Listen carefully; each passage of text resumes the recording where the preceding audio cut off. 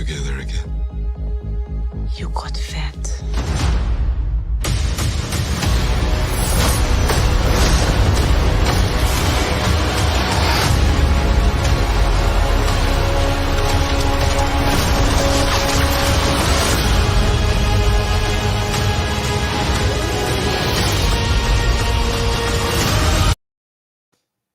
What's happening, YouTube?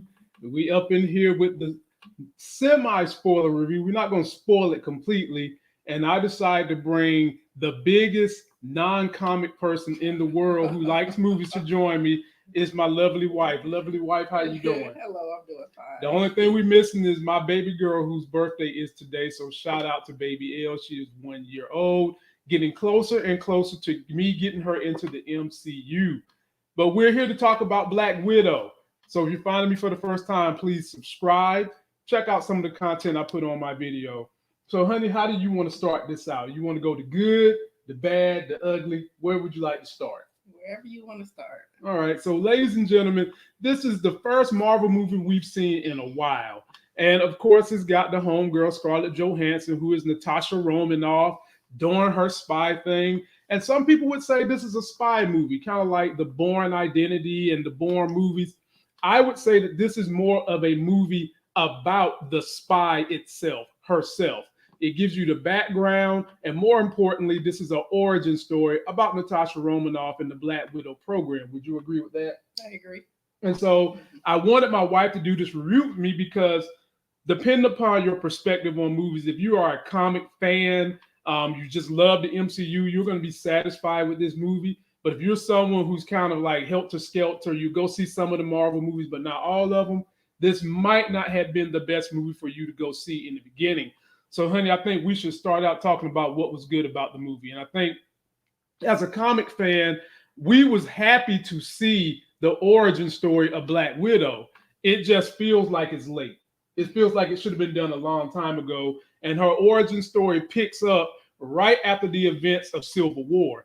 And the movie starts out where Scarlett and her sister, played by Florence Pugh, Yelena, who, ladies and gentlemen, if we're talking about the good, she stole the show. Would you not agree? Yeah, I liked her. Yeah, the sister stole the show. And furthermore, it confirms for me that the sister is going to go on to be the new Black Widow in the future as Scarlett Johansson steps down. Yeah, I didn't think about that like that until you said something. It kind of reminds you of how, you know, in Black Panther, Shuri was, you know, the little sister, but she caught your attention. And that's how Yelena, is that her name? That's how Yelena did in this movie, where you're always looking to see what is she about to say? What is she about to do?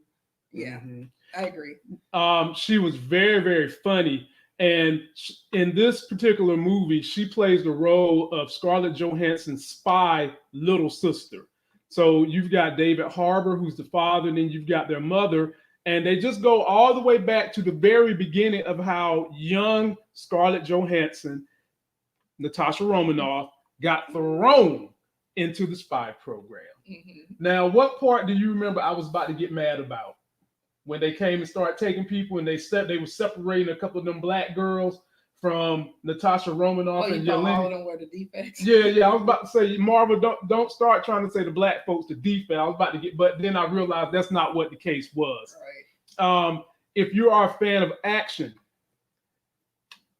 you are happy when they had action, but there's a counter to that, and I'll talk about that when we get to the bad. How did you feel about the action scenes? I like the fight scenes. Yeah, and even some of it was little kind of comical, kind of. Yeah. It also put me in the mind of Kill Bill, how some of their fight scenes, when certain things would happen during the fights, and you would just kind of laugh to yourself, like, did that just happen? Did she just do that? She did it. Yeah. So, for example, one thing that we're talking about where Yelena, the sister, kept stealing the show was she mocked Scarlett Johansson for her classic pose when she jumps off of something about to whip somebody's ass. And she was like, how do you do this? How do you stretch the, oh, that hurts. The sister was funny as hell. So when you go into this thing, you're not going to be able to take your eyes off the sister. Yeah. The dynamic that they played between sisters, I felt like was good. Yeah. You know, they added to the movie. Definitely. Yeah. And if you're scaling this to what we have seen on Disney Plus's app, this is completely in line with Falcon Winter Soldier. This doesn't have the mystical elements that you get from WandaVision. It doesn't have all the power and mystical elements you get from Loki. This falls right in line with Captain America, Falcon Winter Soldier, and movies of that ilk. So if you're someone who really, really likes to see power display, you're not going to get that in this movie. David Harbour, who played the father, how did you like his role? I think he did a good job. Right. He was funny as well. Yeah, he was funny. Yeah, he was funny as well. And when he got out of jail, he sure enough was trying to get back with that mom and wanted to get him some of them draws, huh? Like, that's all we think about. And so for me, David Harbour's character, he was just a filler, to be honest with you. He had one or two good moments, but in all honesty, I felt like he was legitimately put in this movie to be simply the comic relief, in all honesty. The real deal meat and potatoes of this show is going to be the sister, the mama, and of course, Scarlett Johansson. If you are a fan of Scarlett Johansson, if you are a fan of the Black Widow character itself, she satisfied you in this movie because she definitely embodies a Russian spy. She embodies the Black Widow. It's kind of like when you see Chris Hemsworth playing Thor, Robert Downey Jr. playing Iron Man, or when you see T'Challa being T'Challa based on Chadwick Boseman. They embody these characters. And if you really, really like Scarlett Johansson, you're going to love her and what she did in this particular movie. And now it's time for me to get on with the bad, because the movie is not trash. I know some critics have tried to say it's trash. It's definitely not trash. It's a decent movie, but it ain't trash. But there was a lot of elements I felt like Marvel could have taken advantage of to make it a little better. And so this might be a little bit of spoiler territory, but I'm going to pick it up. So my wife not knowing who Taskmaster was at all. You never heard of Taskmaster, right? Well, as I was explaining to her, and this is a little bit of a spoiler, they gender bent Taskmaster. Taskmaster is a man in his comic lore. His name is Anthony. Okay. And his power is he doesn't have a power. He was just born with the ability to mimic anyone he sees, and he's got these great reflexes. Well, they did that in this movie, and I'm going to show you guys a picture of Taskmaster's comic lore, and I'm going to show you a picture of Taskmaster in the MCU. So take a look at that. So what they did to enhance the mimicking abilities of Taskmaster, all his abilities were through technology. And as I said, they gender bent Taskmaster. He's not a man on this show. And that was not the fact that he's not a man, but the fact that they didn't flesh out more of the story of him was a letdown for me. And in classic Marvel lore, they sometimes have a hard time fleshing out the villains. And so this movie, you have two parallel running villains, just like you do with most of the Marvel movies. You have two villains. You have a big villain, you have a bad villain. You might go into this thing thinking Taskmaster is the ultimate bad villain, but he's not. There's someone pulling his strings. And how did you feel about this particular Taskmaster? The only thing good about this Taskmaster for me was his fight scenes. What did you think about him? Or did she leave an impact on you? She didn't really. Exactly. She was just a villain in the movie that sounded the muscle. Yeah, basically. Exactly. That's what I mean, ladies and gentlemen. So there's supposed to be a backstory there is a backstory to the real Taskmaster? Taskmaster? The real Taskmaster has a great backstory. He's been on several Marvel teams, affiliations, and all that stuff. I mean, he's now, even in the comics, he's not really a super tough bad guy, but he has that mimicking reflexes, which makes him an adversary. He's someone you don't just game plan for. You got to make a little game plan for him. The other thing I felt like with this movie, and I don't know how you feel, but it was too long. Well, I was a little distracted. Well, the fact that you got distracted is my point. It was too long. Yeah. And the good part was about it being long was that this was a lot of dialogue. This was a lot of dialogue amongst the sisters, amongst the family. And I felt like that kind of took away from the overall movie.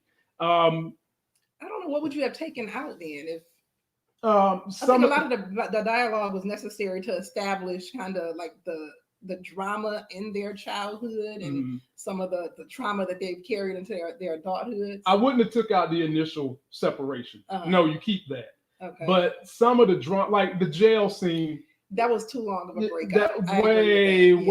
Way too long. I did think about that. Way too long. And for those that are wondering about David Harbour's character, the Red Guardian, he was Russia's version of a super soldier. And what I liked about him in this movie is, hey, even super soldiers eventually get dad bod if you don't take care of yourself. And then I did like the parts when he was talking about how he would have wanted to take on Captain America. He wouldn't want to take on no Captain America the way he was when he came out of jail. He got that ass. Didn't Thor do that? Thor developed a dad bod too, right? Yeah, Thor went and got a dad bod when his whole life crashed down on him too. But to me, the length of this thing with them wanting to really flesh out characters almost makes me think they should have made this a mini series. But I know Kevin Feige, who's the PGA for Marvel, he always wanted Black Widow to have a movie, but he was not allowed to do this before they decided to split out Marvel's properties from the Disney organizations. The guy that ran Disney, he had a tight ship. He didn't want them to have Black Panther. He didn't want them to dribble off into the weirdness that we now see with WandaVision. He just wanted a vanilla, and I'm glad that they split out from him. So now Kevin Feige can pretty much do what he wants to do. So I feel like this movie was just an homage to Scarlett Johansson and her greatness. Did you notice the soundtrack? Not really. Me neither, which means the score was not good. I ain't noticed it either. And y'all know, look what I'm wearing. I didn't notice that either. How'd you like the portrayal of the mother? I liked her. As a spy. I don't know. I liked her character. And I figured out kind of what was going on in the movie. So I like how they did her character. Okay. And the other main bad is Drogoff, someone from Scarlett Johansson's past that she thought she had killed, but she hadn't. And basically, he's got a castle up in the sky, kind of like the Inhumans, only it's his whole little command. He's the one that is in command of all the entire Black Widows across the whole world, and he's got them sprinkled off all over everywhere in the world using them. And he had one good line where he said the world's greatest resource is little girls. And you know what he was doing? He was taking those little girls, giving them Stockholm syndrome and making them do his bidding and going and completely destroying governments all around the world. Did you feel invested in that villain? Yeah, he was somebody that I didn't like during the movie. So I did have some emotion towards him. Right. You had more emotion toward him than you did Taskmaster. Right. I mean, Taskmaster was just a muscle. I didn't know if I was supposed to pay attention. I didn't even know the person had a name. So it was like, oh my God. I'm sorry. Oh my Lord. I didn't know that villain had a name that I should have recognized. So ladies and gentlemen, that's why I say sometimes it's good to bring a non-comic person on so you can kind of do a little bit of a breakdown and an explainer of what's going on. And so that brings me to this point. We've kind of gone through everything, the good and the bad of the movie.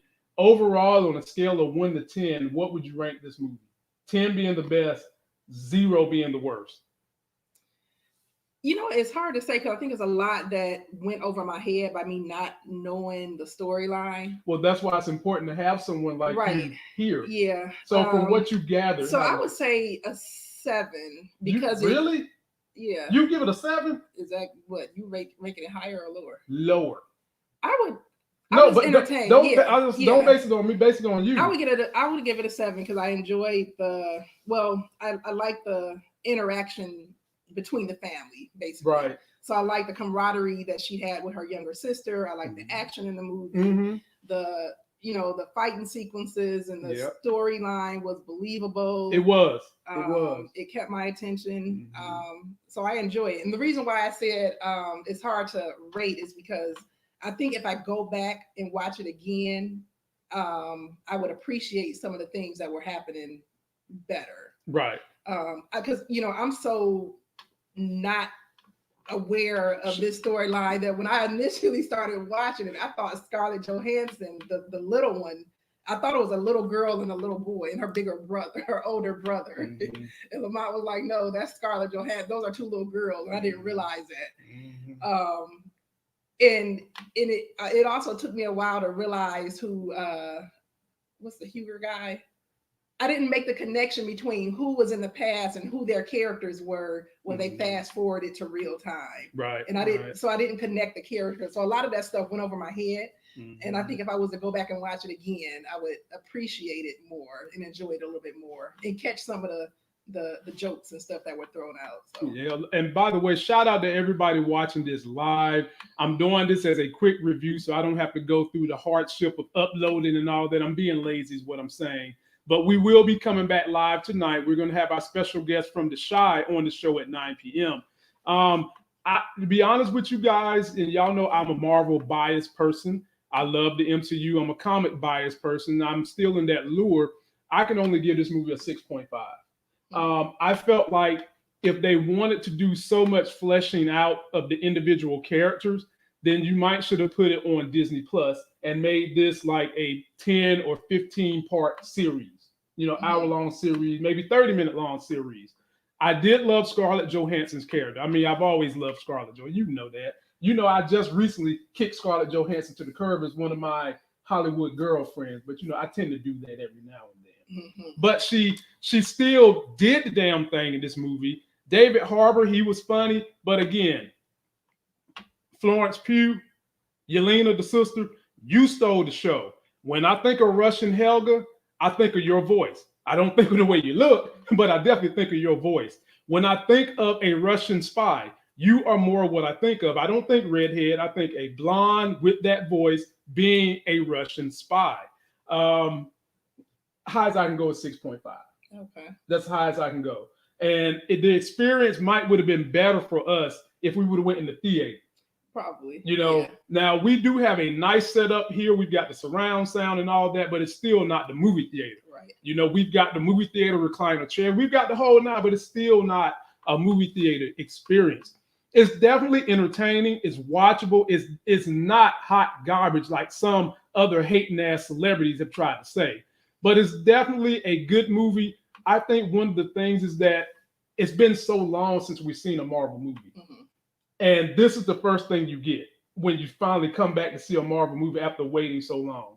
I think that for me, I had pent up anticipation that I wanted a little more. And this was supposed to have come out last year. So you gave it a 6.5, but do you think your score would have been higher if you had the movie theater going experience? Would it have been different? It probably would have went up to about a 7. Okay. Yeah, it probably would have went up to about a 7.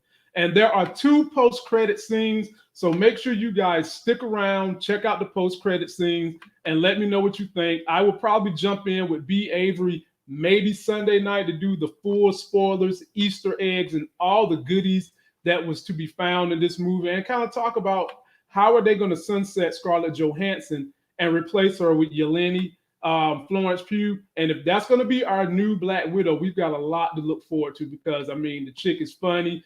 She embodied funny. She embodied power. She embodied spy. She embodied everything you want that character to embody. And she's a great person to pick up the mantle of the new Black Widow. So any closing words, honey, you want to say to the people? No, I enjoyed it. And I think I'll try to go back and watch it again. Yeah. It's definitely, you definitely want to probably watch it more than once. If I ever give something a score below 5, don't watch it twice. But if you make it to 6, that definitely means you can watch it twice. So that's how I grade things on this here life game scale. Let me shout out the people in the super chat. Zias B, Jenna, Zias B, Key Mallet, LSW, the whole crew is here. We're grateful that you guys came to share a little bit of time with us as we have seen this Marvel movie. Don't forget to like the video, comment, subscribe. Come back and check us out tonight when we get ready to start previewing The Chi, the next episode. And we actually have someone who was on the set of The Chi that will be in the next episode. Till that next Sexy as Hell video, which will be tonight at 9, I'll see you.